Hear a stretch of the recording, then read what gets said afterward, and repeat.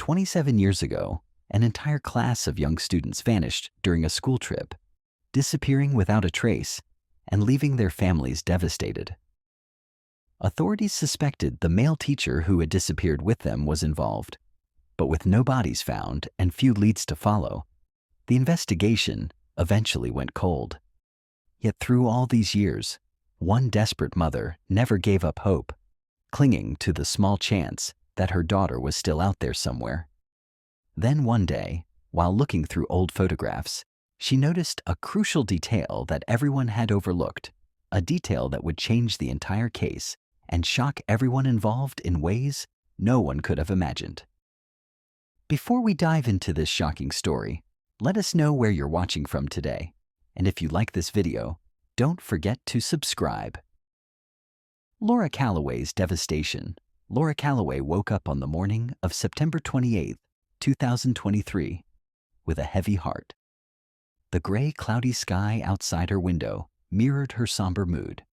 She had been preparing herself for this day, but even so, the grief and heartache were overwhelming.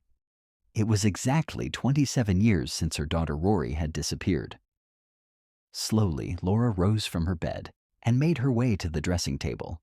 There, hanging on the mirror, was a close-up photo of Rory in her school uniform.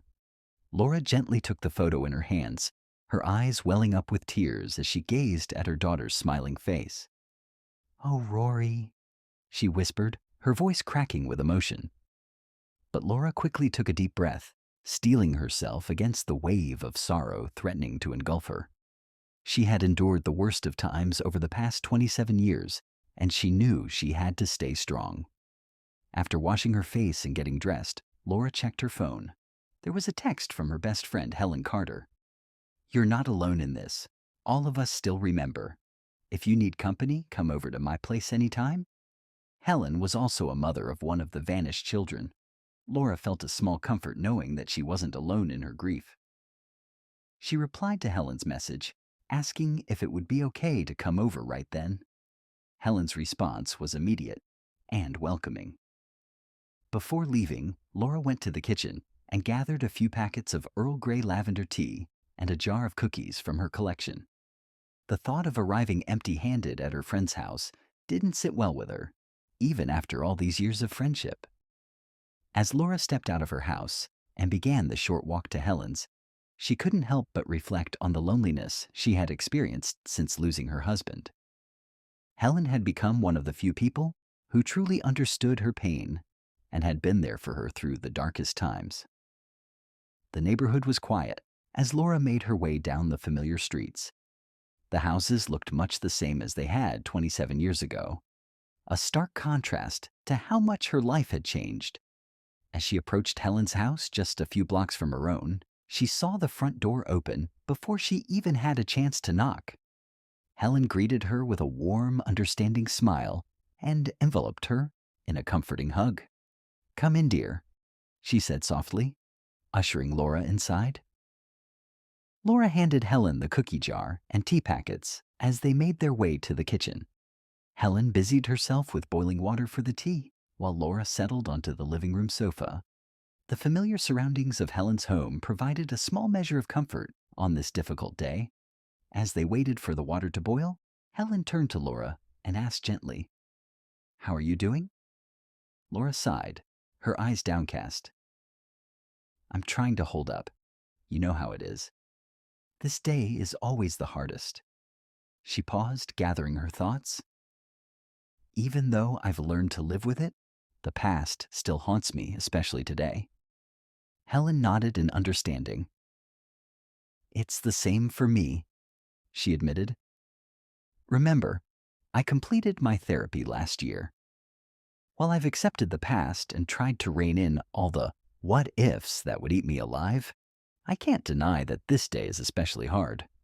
I'm not sure if that means I need to go back to therapy." The kettle whistled, and Helen poured the hot water into 2 cups, bringing them to the coffee table in front of the sofa. The comforting aroma of Earl Grey and lavender filled the air, providing a small moment of peace in the midst of their shared grief. As they sat together sipping their tea, Laura felt grateful for Helen's presence. They had formed a bond through their shared tragedy, supporting each other through the years when it seemed like no one else could truly understand their pain. The weight of their loss hung heavy in the air, but there was also a sense of solidarity, a reminder that they were not alone in their grief. Helen set her teacup down and turned to Laura with a gentle smile. "You know, my psychologist told me something that's been helpful," she said. "We should face our pain whenever it comes and accept it as part of ourselves, not try to hide or bypass it." Helen paused, considering her next words carefully. "I was thinking maybe we could look at some photos together if you're up for it." Of course, Laura took another sip of her tea, letting the warm liquid soothe her. After a moment, she nodded. "I think that might be good," she said softly. Helen stood up and walked to the TV cabinet, pulling out a photo album. She returned to the sofa and sat close to Laura, placing the album between them. As they began to flip through the pages, a flood of memories washed over them. The photos chronicled happier times, their children's first day of school, birthday parties, and family picnics.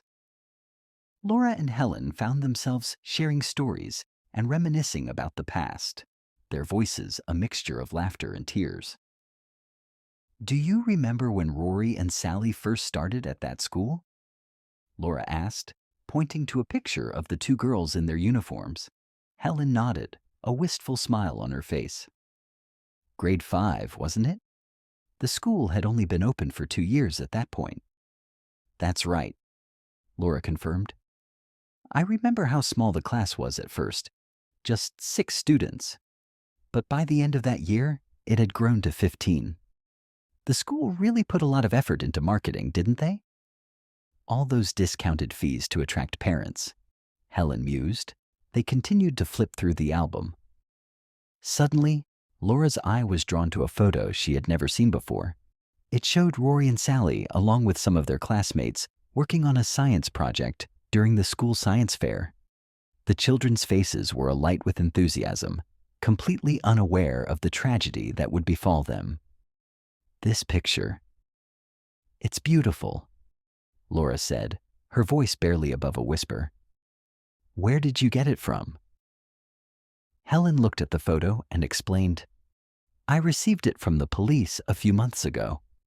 Since the case went cold, they allowed parents to collect copies of evidence materials. I went down to the station and requested everything they had." "I didn't know we could do that," Laura said, surprised. "If I had known, I would have asked for copies too." Helen gave her a sad smile. "Maybe it's better that you didn't," she admitted. "To be honest, having all this evidence has made it harder for me to move on. That's part of why I needed therapy. I spent so many sleepless nights poring over those files, looking for something, anything, that might give us answers." As they continued to look through the photos, Laura came across another unfamiliar image. It was a class picture taken in front of a yellow school bus, the very bus that had taken the children on that fateful trip. Laura studied the photo intently, her eyes scanning each face. Suddenly, she noticed something that made her heart skip a beat. She said, her voice filled with confusion and a hint of hope, "Why is Principal Lillian Brooks in this picture? I thought Mr. Gregory, the classroom teacher, went alone with the kids, along with just one support staff member that day." Helen leaned in to look at the photo more closely. "You know, I'm not entirely sure," she said, furrowing her brow. "I remember hearing rumors from some other parents that the staff member was actually the principal, but I never gave it much thought." Laura couldn't shake the feeling that something wasn't right. All these years, she had believed it was just the teacher and a co-teacher or admin staff member on that trip. The presence of the principal in this photo raised questions she had never considered before. As Laura opened her mouth to voice her concerns, Helen gently placed a hand on her arm. "Laura," she said softly, "I know that look in your eyes. We've been down this road before, thinking we found something crucial dozens, if not hundreds of times. It's not good for us to cling to false hope." Laura wanted to argue, to insist that this detail could be important, But she saw the concern in Helen's eyes. She took a deep breath, trying to calm the surge of emotions within her. "You're right," she said finally, though a part of her still clung to the nagging doubt. "It's probably nothing." Helen gave her a sympathetic smile and turned back to the photo album. "Look," she said, pointing to the bus in the background of the picture. "This photo was most likely taken before the trip on school grounds. That would explain why the principal was there." Laura nodded, though not entirely convinced. She glanced at the clock on the wall and realized they had been talking for almost an hour. "Helen, I hate to do this, but I should probably get going," she said, standing up. "I want to visit Rory's grave, bring her some flowers and tidy up a bit. I do it every year, you know." Helen nodded in understanding. "Of course. Would you like some company? Sally's grave is in the same area." Laura appreciated the offer, but saw the hesitation in Helen's eyes. "That's kind of you, but I know you prefer to go with Matthew later. I'll be all right." As Laura prepared to leave, she paused and turned back to Helen. "Would it be all right if I took that photo with me? The one with the school bus?" Helen seemed to consider for a moment before nodding. "Of course. But promise me you won't let this consume you. We can't afford to go down that rabbit hole again." Laura assured her friend she would be careful, but as she left Helen's house and made her way to the bus stop, she couldn't shake the feeling that she had stumbled upon something important. The image of Principal Lillian Brooks standing with the children before their ill-fated trip burned in her mind. A puzzle piece that didn't quite fit with the story she had been told for the past 27 years. New doubts. She waited for the bus that would take her to town to buy flowers from her favorite local florist. Laura found herself torn between the desire to uncover the truth and the fear of reopening old wounds. The sky above her grew darker, threatening rain much like the storm of emotions brewing within her. She silently prayed that the rain would hold off until she had finished her visit to the cemetery, allowing her this one day to honor her daughter's memory in peace. Laura sat on the bus, lost in thought, as it made its way through the familiar streets toward the town center. She held the photo in her hands, unable to tear her eyes away from the image of her daughter and her classmates, frozen in time on that fateful day. The more she studied the picture, the more questions arose in her mind. Helen's words echoed in her head, warning her not to cling to false hope. But Laura couldn't shake the feeling that something wasn't right. Why had some parents believed the principal went on the trip, while others, like herself, had been told it was just the teacher and a support staff member? She prided herself on being an active and involved parent, attending all meetings and gatherings, even the school trials and hearings when the parents of the victims had sought justice in court. How could such a crucial detail have escaped her notice? Laura hesitated for a moment before pulling out her phone. She had the officer's personal number saved from long ago, but she wasn't sure if he would still remember her or if he'd even want to hear from her. The thought made her stomach clench, but she was resolved to make the call anyway. She glanced around the nearly empty bus. The worn seats were speckled with faint graffiti, and the dim fluorescent lights flickered every now and then. Outside, the neighborhood blurred past. Taking a breath, she dialed the number, pressing the phone tightly against her ear. The first call went unanswered. She swallowed and tried again. Still nothing, just the mechanical drone of a voicemail prompt. Laura's fingers hovered over the screen, debating whether to leave a message. What would she even say? "Hi, it's been years, but I need your help. Do you remember me?" It felt foolish, desperate. She shook her head and ended the call without leaving a voicemail, slipping her phone back into her purse. The bus jerked slightly as it came to another stop. Laura glanced outside and suddenly felt a jolt of recognition. This was near the principal's house. The sight of the old neighborhood sent a chill through her, stirring memories she thought she had buried. Without fully thinking it through, she stood up just as the bus doors were about to close, pressed the bell, and stepped out, apologizing to the driver as she exited. Standing on the sidewalk, Laura suddenly felt foolish.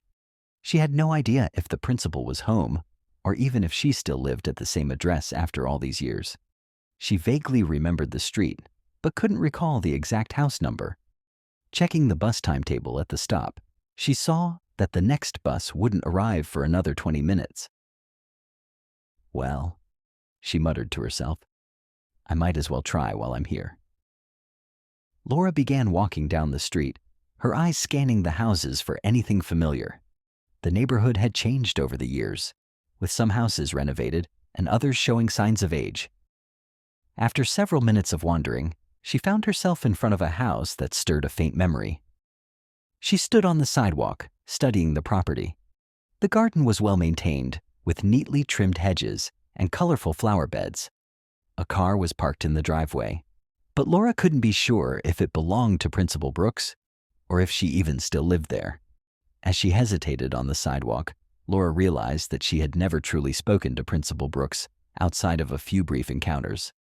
There was the day of the disappearance, when the principal had offered her condolences, and once when Laura had come with other parents to protest at the principal's house. They had also exchanged words at the police station years ago, but beyond that, their interactions had been minimal despite living in the same neighborhood. Taking a deep breath, Laura walked up to the porch and knocked on the door.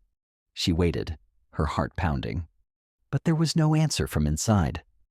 Just as she was about to turn and leave, feeling embarrassed by her impulsive decision, she noticed two women walking along the sidewalk.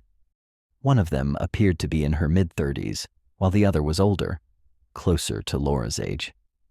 As they turned onto the walkway leading to the house, their eyes met Laura's, and she immediately recognized the older woman as Principal Lillian Brooks. Even though time had added lines to her face and softened the sharpness of her features, the principal didn't seem to recognize Laura at first. Her expression was polite, but questioning. "Can I help you?" she asked, her voice kind but cautious. Laura swallowed hard, suddenly feeling nervous. "I'm Laura Calloway," she said, watching as recognition dawned on the principal's face. Principal Brooks froze for a moment, her composure slipping as she began to stutter. "Oh, Mrs. Calloway, Please, just give me a moment." She turned to the younger woman, ushering her toward the house. "Why don't you go inside and make yourself comfortable?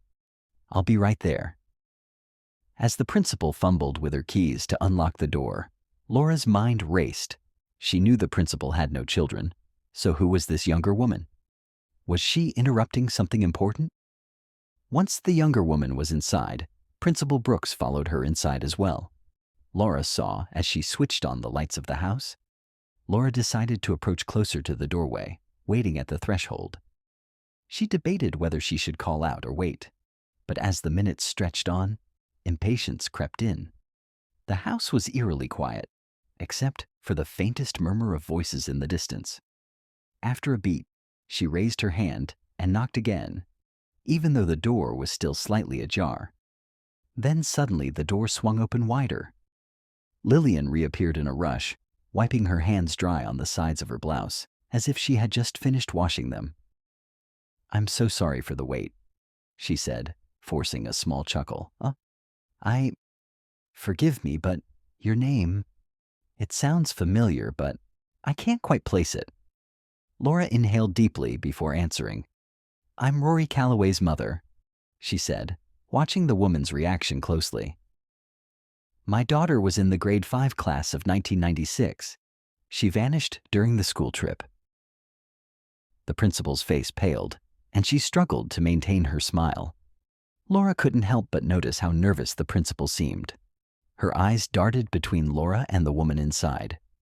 Through the barely opened door behind her, Laura caught sight of the woman standing in the house.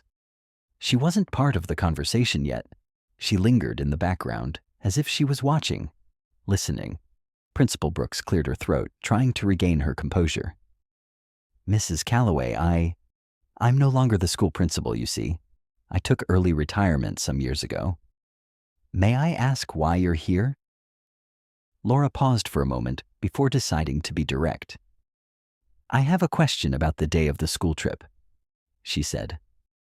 "I'm sorry for showing up unannounced. I was in the area when it came to mind." She kept her voice steady despite the turmoil within her. "I won't take much of your time, I promise." The principal glanced over her shoulder again at the woman inside, then back to Laura. "All right," she said reluctantly, "but I can't stay long. I have a guest waiting." Laura nodded in understanding and reached into her purse, pulling out the class photo. She held it up for Principal Brooks to see. "This picture?" Laura began. "Was it taken at the school or during the trip?" Principal Lillian narrowed her eyes as she studied the photo for a moment. She seemed lost in thought, her brow furrowed. "I think it was during," she started, then quickly revised her statement. No. It was taken at the school parking lot." Laura's heart skipped a beat at the principal's hesitation. She pressed on. "Were you on the trip that day?" The principal's eyes widened slightly, and she shook her head. "No, I stayed at the school. Mr. Gregory, the classroom teacher, and a staff member from administration went on the trip. It was supposed to be me, but I had an important last-minute matter to attend to, so the admin took my place." Laura nodded slowly, processing this information. It aligned with what she had always believed, but something still felt off. She decided to ask one more question, hoping it wouldn't push too far. "This might be my last question if you don't mind. Did you notice anything suspicious about Mr. Gregory that day? Anything at all?" At this, Principal Brooks's demeanor changed. Her voice took on an edge of annoyance as she replied, "No, Mrs. Calloway. I've given all these statements to the police countless times. I never would have thought Mr. Gregory capable of something like this." She paused, her expression softening slightly. "I would prefer not to speak about it anymore. It was heartbreaking for me too, and I found closure. I don't want to open old wounds again." Laura felt a pang of guilt at the principal's words. She hadn't meant to cause more pain. "I'm sorry," she said softly. "I understand. Truly, I do. It's just, I still can't believe my daughter just disappeared into thin air." To her surprise, Laura felt tears welling up in her eyes. "I had hoped, I don't know what I hoped, that maybe you'd have an answer after all this time." Laura reached into her purse and pulled out a pocket tissue, dabbing at her eyes. As her vision cleared, she noticed the younger woman inside watching them intently. There was a mix of curiosity and concern in her gaze. Principal Brooks's expression softened further. "I understand the pain, Mrs. Calloway," she said. "It's one of the reasons I took early retirement. As long as I worked at that school, I could never overcome the grief." She hesitated for a moment, then stepped forward and embraced Laura briefly. "I know that today marks 27 years. You're not the first parent to come here on this day over the years." Laura was taken aback by the sudden show of emotion from the principal. She put the photo back into her purse. As they parted, Principal Brooks managed a weak smile. "Thank you for your time. I should go now. I'm sorry for taking up your afternoon." As Laura turned to leave, she couldn't shake the feeling that there was more to the story. The principal's initial hesitation, the presence of the mysterious younger woman, and the subtle inconsistencies in her answers all gnawed at her mind. Yet, she also knew that her suspicions might just be her overthinking everything. Helen was right. She couldn't afford to lose herself in false hope again. Walking back toward the bus stop, Laura's mind raced with conflicting thoughts and emotions.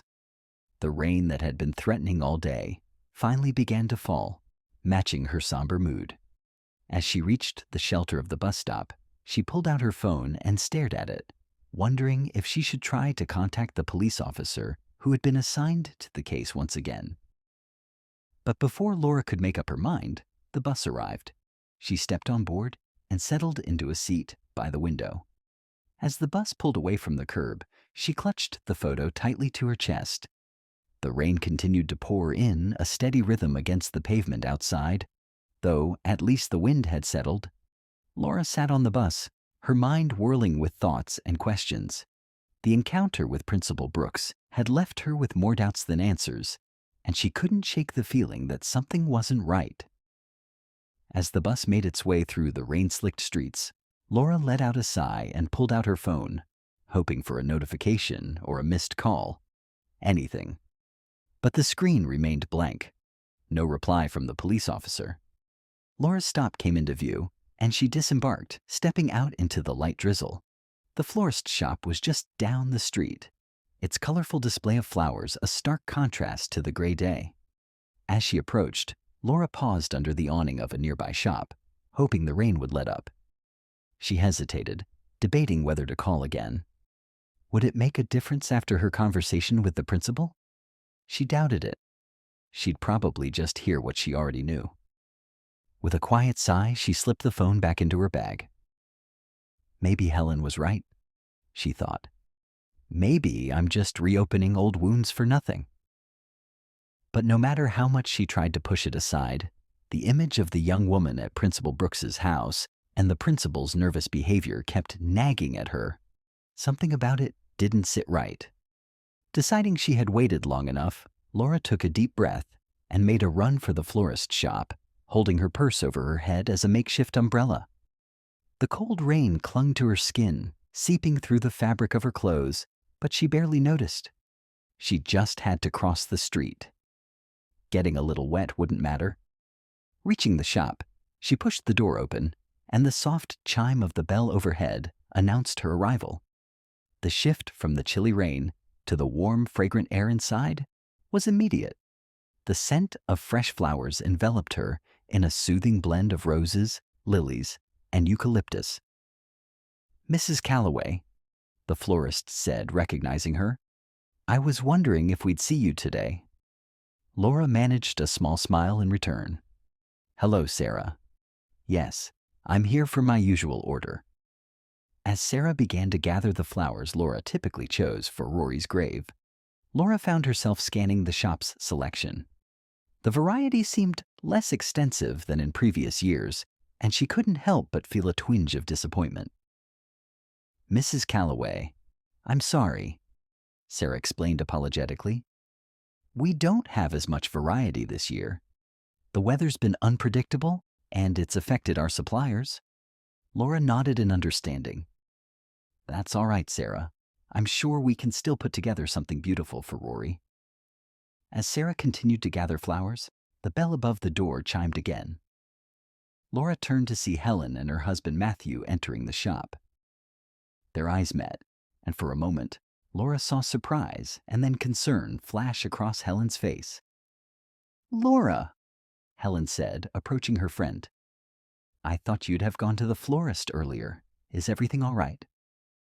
Laura hesitated, unsure how much to share about her impromptu visit to Principal Brooks's house.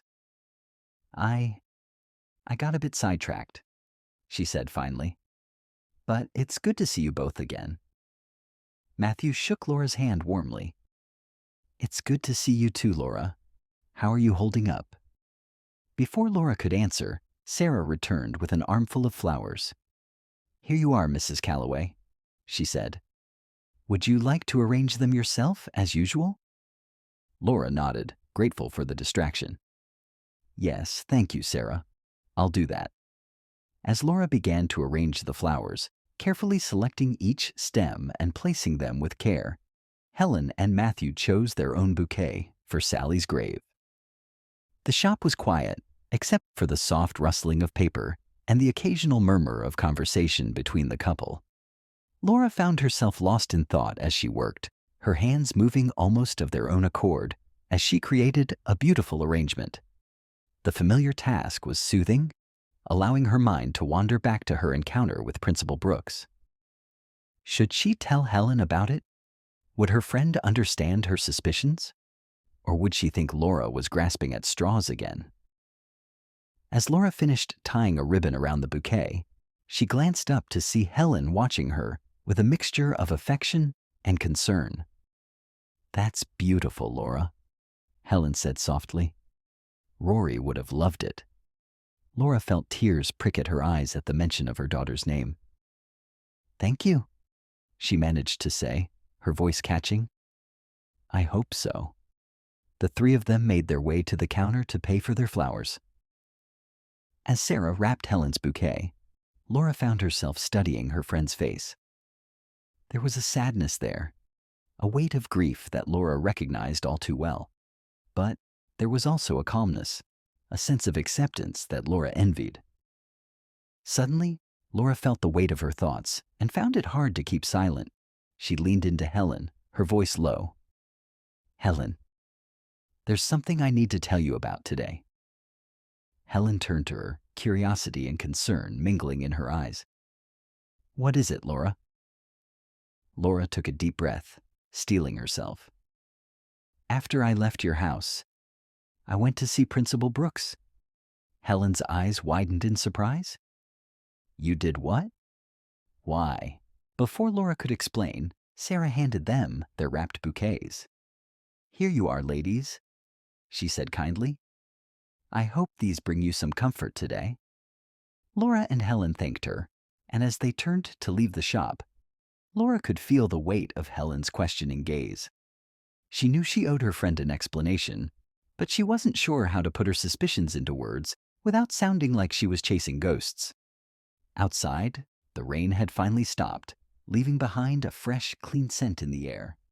Matthew suggested they all go to the cemetery together, and Laura found herself nodding in agreement. As they walked toward Matthew's car, Laura knew she would have to share what she had learned, or what she thought she had learned, with Helen. But as she clutched her bouquet of flowers, a small part of her wondered if she was ready to face the potential consequences of digging up the past once again. As they settled into Matthew's car, the atmosphere was thick with unspoken questions. Helen turned in her seat to face Laura, her expression a mixture of concern and curiosity. Laura, she began gently, why did you go to see Principal Brooks? What were you hoping to find? Laura took a deep breath, clutching the bouquet of flowers in her lap. She knew she had to choose her words carefully.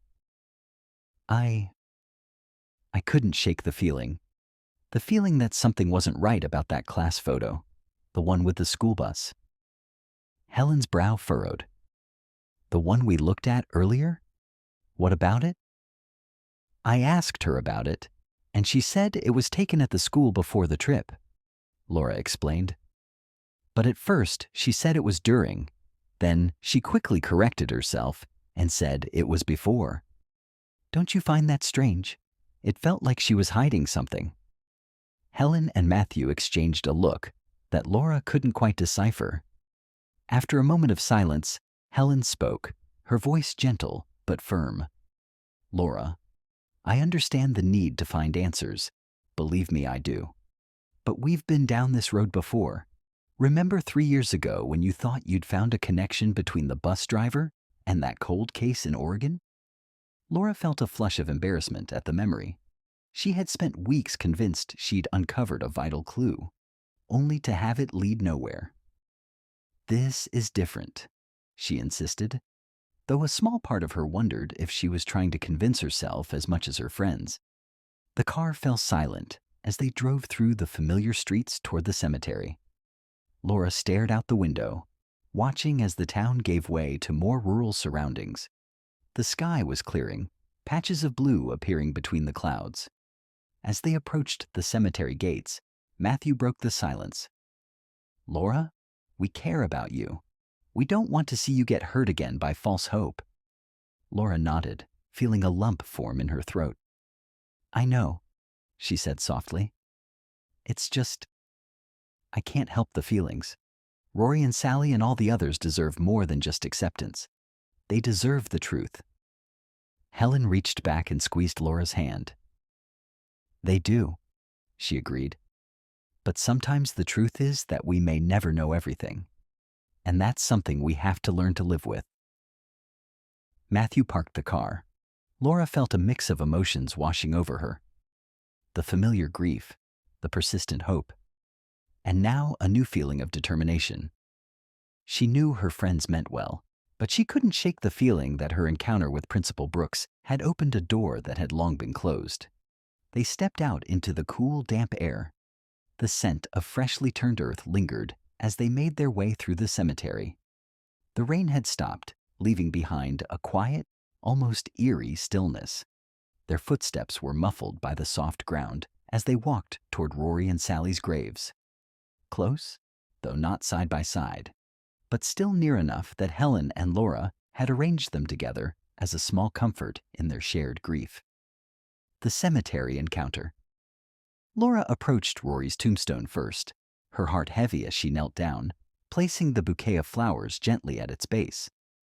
The petals, still fresh with morning dew, added a small burst of color against the gray stone. She ran her fingers over the engraved name, tracing each letter as if memorizing it all over again. It always tore at her heart that this tombstone marked an empty grave. No body beneath it, no real closure.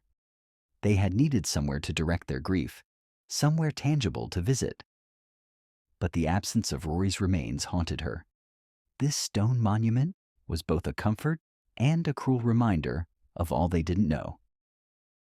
With a quiet sigh, Laura reached into her purse and pulled out a worn photograph. She held it up, studying her daughter's face, her fingers absent-mindedly brushing over the image. The ache in her chest deepened as memories flooded back. Rory's laughter, the way she used to tug at her mother's sleeve when she wanted attention. The last time Laura had kissed her goodbye. Tears welled in Laura's eyes, spilling over as she let herself grieve the pain as raw as the day it all happened. She didn't try to stop the sobs this time, letting them come freely. After a while, when the weight of her sorrow eased just enough to breathe, Laura wiped her tears and slowly stood. She turned, glancing toward Helen and Matthew, who were standing by Sally's grave a few feet away, their own expressions lost in quiet mourning. Laura took a deep breath and stepped forward, ready to join them. But just as she was about to reach Helen, something caught her eye. Laura stopped in her tracks. In the distance, near the plot where most of the children from the school were buried, she saw a familiar figure. It was the young woman from Principal Brooks's house. She wasn't just passing through. She was standing still, staring down at a headstone, her hands clasped together as if in quiet contemplation. Laura's pulse quickened. Was this just a coincidence, or was there something more to it? Setting her grief aside for the moment, Laura observed the woman. She stood within the section of the cemetery where most of the missing schoolchildren had been laid to rest. Many families had chosen this burial ground. It was the only proper cemetery not too far away from their neighborhood. Laura's heart began to race. Without a second thought, she turned to Helen and gently patted her arm. "I'll be right back," she murmured, her voice barely above a whisper. Before Helen or Matthew could say anything, Laura was already walking briskly toward the young woman. As Laura approached, she could see that the woman was crying. Her shoulders were shaking as she stood in front of one of the graves. "Excuse me?" Laura called out softly, not wanting to startle her. The woman turned, surprise and fear flashing across her face as she recognized Laura. She quickly wiped her tears away, as if trying to compose herself. "We meet again," Laura continued, her gaze steady. "I think I saw you at Principal Lillian's house earlier." The woman lowered her eyes, shifting uncomfortably. She looked as though she wanted to retreat, as if Laura's presence was making her feel exposed. Laura quickly added, "I'm sorry. I don't mean to intrude." The woman exhaled softly, then shook her head. "It's okay," she murmured, her voice barely above a whisper. "I come here every year on this day to grieve." Laura nodded in understanding. "So do I, though I usually visit early in the morning, but today I was late." She glanced at her watch. 4 p.m. A silence stretched between them, heavy with unspoken words. Then Laura gently asked, "Who are you grieving for? Were you related to one of the students who went missing 27 years ago?" The woman hesitated, her lips parting slightly before pressing together again. For a moment, She seemed to consider her response, then gave a slow, almost reluctant nod. Laura sensed her unease and didn't press further, but as her eyes drifted toward the tombstone, she noticed a small framed photograph placed near the grave. The image was blurred by age, clinging to the glass, but Laura could make out the outline of a young girl's face. The woman followed Laura's gaze and, as if realizing what she was looking at, swiftly reached down and picked up the photograph, clutching it tightly to her chest. "I'm sorry," Laura said softly. "I didn't mean to invade your privacy." She met the woman's eyes, her own filled with understanding. "You must have really loved and missed her. I understand that feeling." Laura took a step back, preparing to leave, not wanting to cause the woman more distress. But just as she turned, the woman called out, her voice uncertain but firm. "Wait," she said. Laura paused, looking back. "Why did you go to Principal Lillian's house earlier?" The unexpected question caught Laura off guard. She turned fully to face the woman, studying her expression. There was something more than curiosity in her eyes, something deeper, something cautious. I was just asking about the day of the school trip," Laura admitted. "I wanted to know if she was there when the students left, or if she went with them." Reaching into her purse, Laura pulled out the now slightly crinkled photograph Helen had shown her. She extended it toward the woman. "My friend Helen. Over there?" Laura gestured toward Helen and Matthew, who were still standing by Sally's grave a bit away. "She showed me this photo earlier. I had never seen it before and it confused me. I didn't remember Principal Lillian being there that day." The woman stared at the picture, her grip tightening on her own framed photograph. Laura sighed, shaking her head slightly. "Principal Lillian confirmed that this picture was taken in the school parking lot before the trip," she said. She trailed off, unsure how to finish her thought. But then she changed her answer. The woman stared at the photograph in Laura's hand, her expression shifting as she took in the faces of the children. A chuckle escaped her lips, light yet laced with sorrow. Then, as her gaze lingered on one face in particular, tears slipped down her cheeks. The words came out in a hushed whisper, tinged with affection and heartache. Rory was such an amazing girl. Laura's ears perked up at the name. "Did you know Rory?"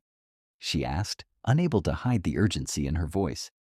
The woman seemed startled, as if she hadn't expected anyone to catch her words. She returned the class picture to Laura, her hands trembling slightly. I'm Rory's mother," Laura said, her voice steady despite the whirlwind of emotions inside her. "Do you know something about Rory?" The woman froze, her posture suddenly defensive, as if Laura had cornered her. Confusion washed over Laura as she noticed the woman's eyes dart toward the framed photograph she still clutched against her chest. The resemblance between the woman and the girl in the frame was striking, and it sent a shiver down Laura's spine. "Who are you?" Laura asked slowly, her tone measured. "Is this you?" She pointed to the photo, her heart racing. The woman's response was immediate and vehement. "No!" she shouted, but the fear in her voice suggested otherwise, as if she was trying to mask a deeper truth. "It's okay," Laura said softly, stepping closer. "You don't need to be scared. Are you one of the survivors?"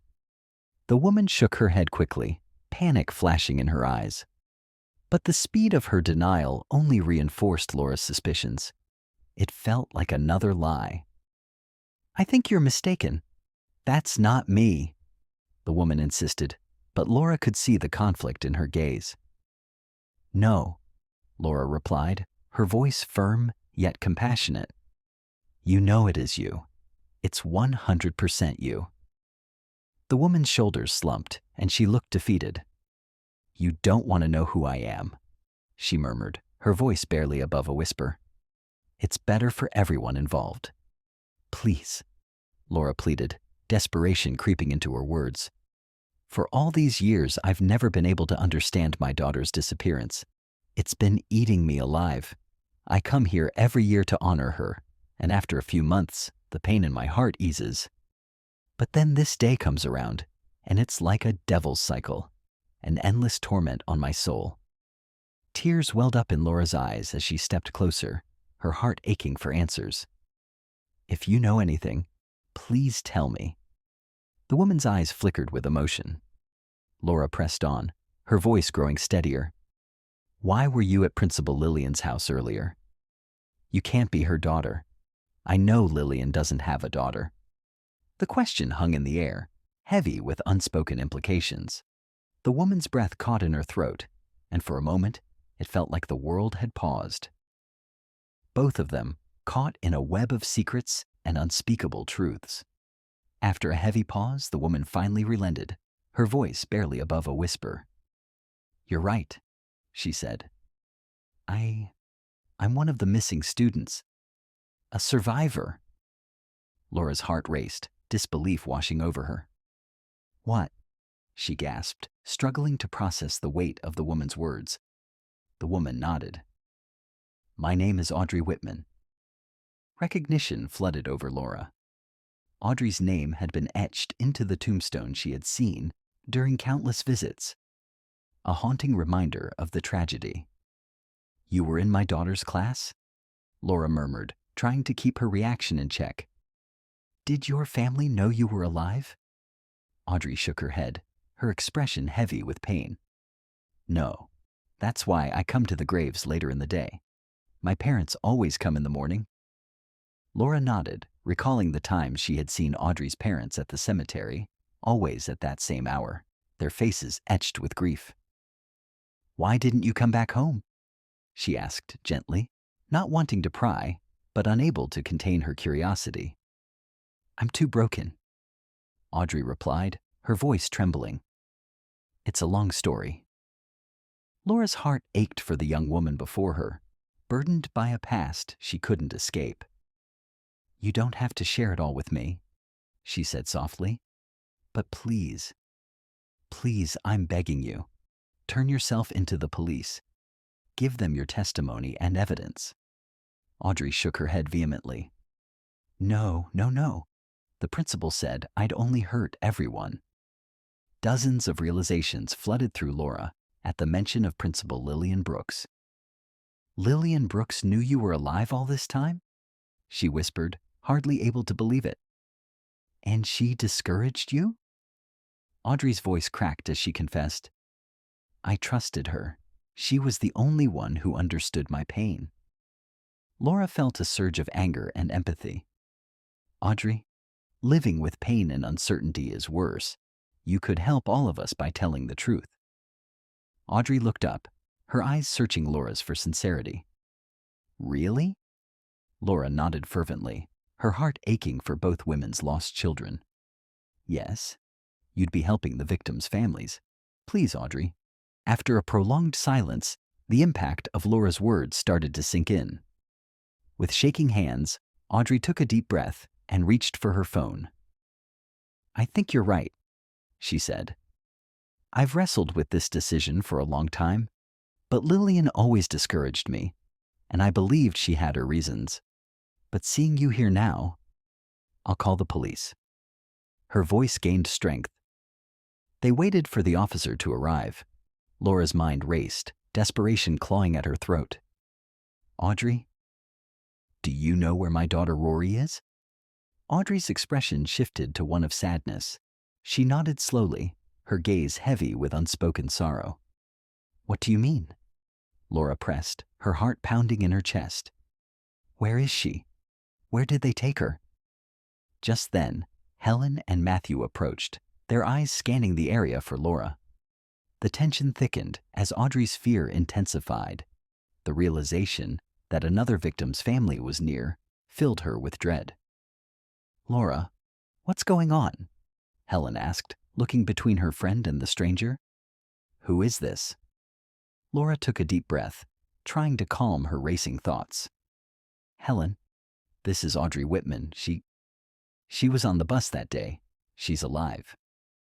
Just as Audrey opened her mouth to respond, the distant wail of police sirens pierced the air. The sound seemed to freeze the moment, and Audrey instinctively flinched, her instincts urging her to flee. But Laura's voice cut through the chaos. "Audrey, if you loved Rory and Sally, you owe it to them to tell the truth," she called out, her tone firm yet compassionate. Audrey paused, her feet rooted in place as she turned to face Laura, Helen, and Matthew. She saw the confusion etched on their faces and the desperation in Laura's eyes, which felt like a lifeline amidst her turmoil. "Okay," Audrey finally said, her voice trembling but resolute. "I'll talk. But at the station." Just then, 2 police officers arrived, their presence adding an air of urgency to the scene. They approached Audrey, confirming if she was the one who had called. "What's your name?" one of the officers asked. "Audrey Whitman," she answered. "I'm one of the survivors of the missing children from 27 years ago." Her voice grew steadier as she spoke the words that had been trapped inside her for so long. The officers exchanged glances before one of them radioed the station, requesting a system check on her name. While they waited for confirmation, the officers turned to the small group gathered in the cemetery.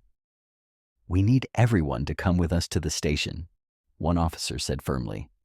"We can't have any disturbances here." Audrey nodded, her face pale but determined, and she followed the officers to their squad car. Laura walked alongside Helen and Matthew as they made their way to their own car, adrenaline coursing through her veins. Once inside, Laura couldn't hold back. "You won't believe what just happened," she began, her voice shaking with disbelief as she recounted everything to Helen and Matthew. The revelation about Audrey, the principal's knowledge of a survivor, and how it all felt like a sinister puzzle with missing pieces. Matthew frowned, furrowing his brow. "This is all so strange. Why would the principal keep something like that from us?" "I don't know," Laura admitted, but it felt like there was something deeper at play. "Whatever truth Audrey holds, it must be significant enough that it could put Lillian in danger." As they arrived at the police station, the trio stepped inside. The atmosphere was tense with uncertainty. Laura spotted Officer Jensen, the same officer she had tried to reach before, looking up from his paperwork. He immediately approached them. "I'm sorry I couldn't take your call earlier," he said, his voice apologetic. "I was tied up with an urgent case." Laura felt a mix of frustration and urgency. "Officer, you need to take this seriously. Audrey has confessed that she's a survivor. She's finally ready to talk," she insisted, her heart racing. "If that's true, we'll reopen the case." Officer Jensen replied, his demeanor shifting to one of focus. He motioned for Audrey to follow him into an interview room, leaving Laura, Helen, and Matthew waiting anxiously in the sterile waiting area. As the door closed behind Audrey, Laura felt a surge of hope mixed with fear. She could only pray that Audrey would summon the courage to speak the truth, that this moment would finally bring some answers and perhaps some closure to all the families affected by the tragedy. Not long after, movement began throughout the police station. Officers bustled around, voices rising in urgency as they received orders. The air was thick with anticipation as commands were shouted.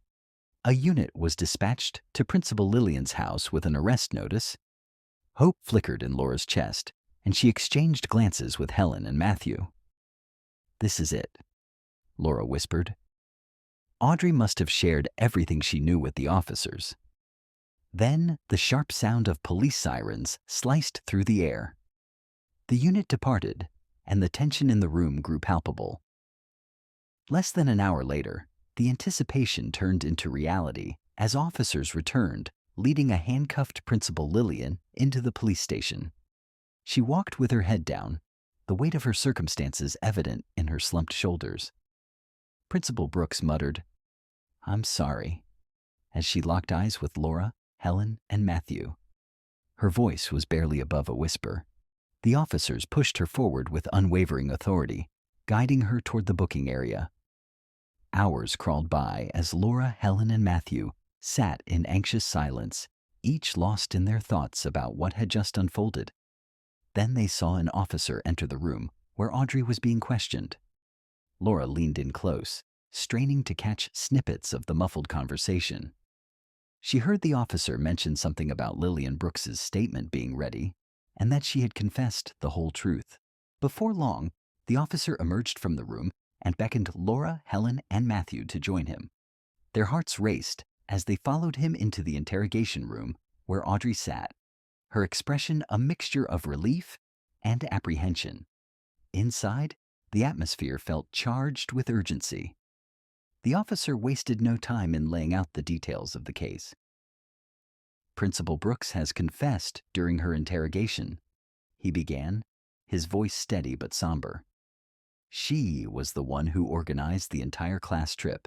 She framed the teacher, Mr. Gregory, to take the fall for what happened. She was under immense pressure. She had debts she couldn't pay, and the loan sharks turned out to be dangerous. They threatened her family. Laura's breath caught in her throat as the officer continued. The trip that was meant to be to Big Bend Park was sabotaged. It appears that Principal Brooks conspired with kidnappers, resulting in the driver's death, though the body couldn't be found, as you already know from our initial investigation. Then they abducted Mr. Gregory and the children, transporting them to a border area in Mexico where the kids were trafficked and smuggled into another country. They were forced into organ trafficking.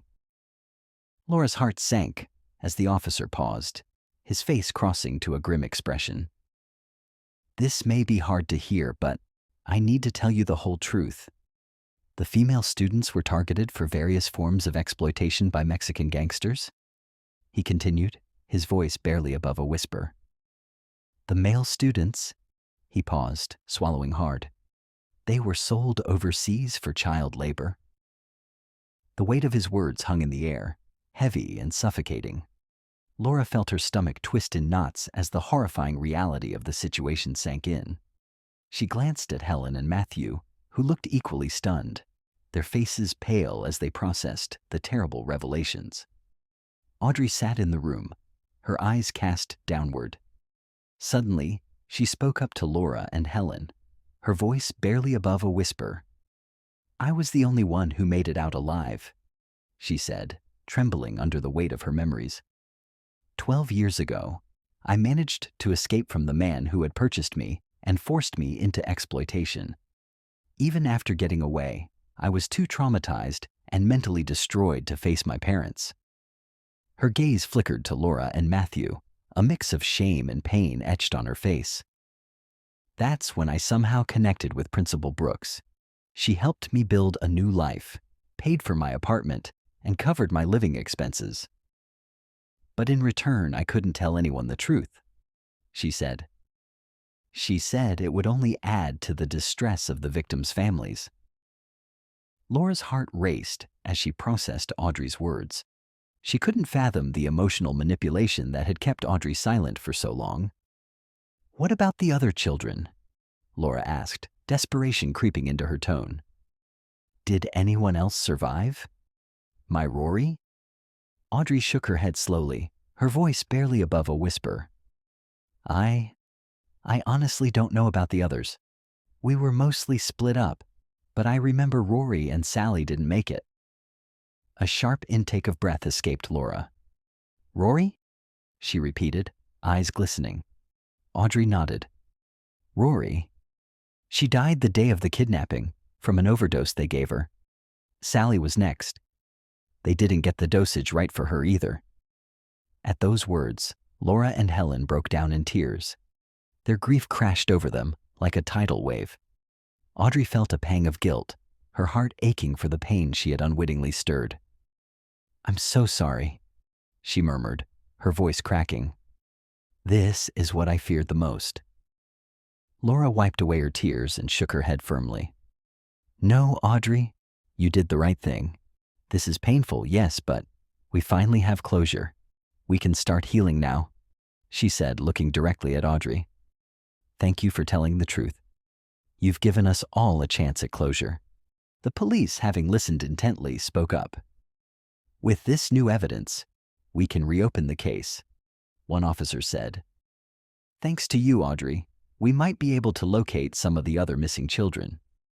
Laura felt her heart racing. What happens now? She asked, her voice barely above a whisper. We're reopening the case right away, the officer said. We're in the process of filing charges against Lillian Brooks, and we've already contacted authorities in Mexico to pursue this new information. Audrey, we recognize the immense trauma you've endured, and we won't hold you accountable for withholding information. However, we are offering you witness protection. It's essential now that the investigation into the trafficking ring begins. We anticipate they may attempt to locate you again. The officer paused, his expression softening as he looked at Laura, Helen, and Matthew. I know this must be incredibly difficult for you. To have hope rekindled after all these years. Only to... I'm sorry. He trailed off, unable to find the right words. Laura nodded, feeling tears welling up in her eyes. At least now we know, she said softly. After all these years, we finally know what happened to our children. Helen placed a hand on her shoulder.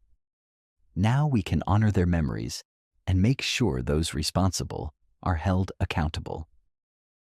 The police assured everyone that they would reach out to the families of the other victims now that the case was being reopened. As they prepared to leave the station, Audrey emerged from the interview room. She looked exhausted, her face pale and drawn, but there was a lightness to her that hadn't been there before, as if a great weight had been lifted from her shoulders. Thank you, she said to Laura, her voice thick with emotion. Thank you for believing me, for helping me find the courage to come forward. Laura embraced her, feeling a connection to this young woman who had survived unimaginable horrors. Thank you for telling the truth, she whispered. You've given us all a chance at closure. As Laura, Helen, and Matthew stepped out of the police station into the fading light of day, Laura felt a strange mixture of emotions. There was grief, of course, a fresh wave of sorrow for the daughter she had lost. But there was also a sense of peace, of a chapter finally closing after being left open for far too long. She looked at Helen and Matthew and saw the same complex emotions reflected in their eyes. They had lived with uncertainty for 27 years, and while the truth was painful, it was also, in its own way, a relief. What now? Helen asked softly as they stood in the parking lot, the weight of the day's events heavy upon them. Laura took a deep breath, looking up at the sky where the first stars were beginning to appear. Now, she said, her voice steady, we honor our children's memory by making sure justice is served, and we help Audrey build a new life, the life she was denied for so long. As they made their way home, Laura felt a shift within herself. The grief was still there, a constant companion after all these years, but alongside it now was a sense of purpose, a determination to see this through to the end. For Rory, for Sally, for all the children lost that day, and for Audrey, who had survived against all odds. Laura silently vowed to keep fighting until the full truth was known and those responsible were held accountable. The road ahead would be long and undoubtedly painful, but for the first time in 27 years, Laura felt like she was finally on the path to answers and, perhaps, eventually, to a kind of peace she had thought forever out of reach.